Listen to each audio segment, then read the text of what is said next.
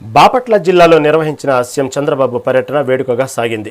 నేతన్న సేవలో పథకం కింద 71,536 చేనేత కుటుంబాలకు 179 కోట్ల ఆర్థిక సాయాన్ని ఆయన పంపిణీ చేశారు. కొత్తపేటలో నిర్వహించిన ప్రజావేదిక కార్యక్రమంలో పాల్గొన్న సీఎం చేనేత లబ్ధిదారులతో ముఖాముఖి నిర్వహించారు. చేనేత భారతీయ సంస్కృతికి చిహ్నమని, చేనేత రంగాన్ని ప్రోత్సహిస్తూ నేతన్నల జీవన ప్రమాణాలు పెంచుతామని హామీ ఇచ్చారు. చేనేతలు ఎప్పుడూ టీడీపీ వెంటే ఉన్నారని గుర్తు చేస్తూ వారికి 50 ఏళ్లకే పెన్షన్ అందిస్తున్నామని ఈ సందర్భంగా సీఎం వెల్లడించారు.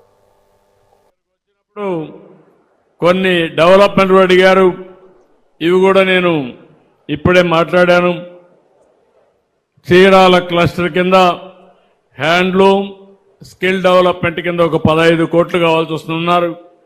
ఇంకొక పక్కన చీరాల మున్సిపాలిటీలో దండుబాడు రోడ్డు ఒకటి 20 కోట్లు కావాలని చెప్పి కోరారు. అది కాకుండా మిగిలిన రోడ్లన్నీ మూడో చీరాల బీచ్ ఫ్రంట్ డెవలప్మెంట్ కోసం ఒక 30 కోట్లు అవుతుందని చెప్పి అది కూడా కోరారు.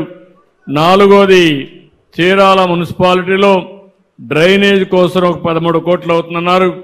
మొత్తం కలిసి 78 కోట్ల రూపాయలు అవుతుందని చెప్పి ఎస్టిమేషన్ ఇచ్చారు. ఒక పక్క సంక్షేమం, రెండో పక్క అభివృద్ధి, రెండు కూడా చేయడం బాధ్యత.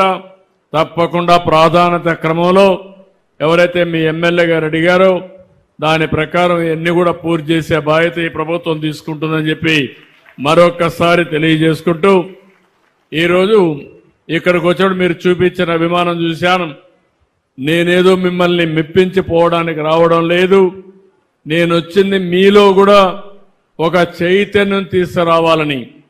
గవర్నమెంట్ ఏం చేస్తున్నాం, మీరేం చేయాలి, భవిష్యత్తులో మీరు బాగుండాలంటే మీకు ఇంకా ఏం చేస్తే బాగుంటుందో నేను అధ్యయనం చేసుకుంటున్నాను.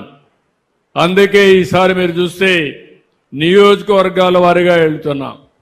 ఇంతకుముందు జిల్లాల వారీగా వెళ్ళేవాడిని, ఇప్పుడు నియోజకవర్గం వారీగా వెళ్ళి ఎక్కడికక్కడ సమస్యల్ని అధ్యయనం చేసుకుంటున్నా. మళ్ళీ చెప్తున్నా, ఈ ప్రభుత్వం పేదవాళ్ళ ప్రభుత్వం, పేదల కోసం పనిచేసే ప్రభుత్వం. మీరు కూడా కలిసి వస్తే శాశ్వతంగా పేదరికం నుంచి పైకి తీసుకొచ్చే బాధ్యత ఈ ప్రభుత్వం తీసుకుంటామని మరొక్కసారి మీ అందరికీ హామీ ఇస్తూ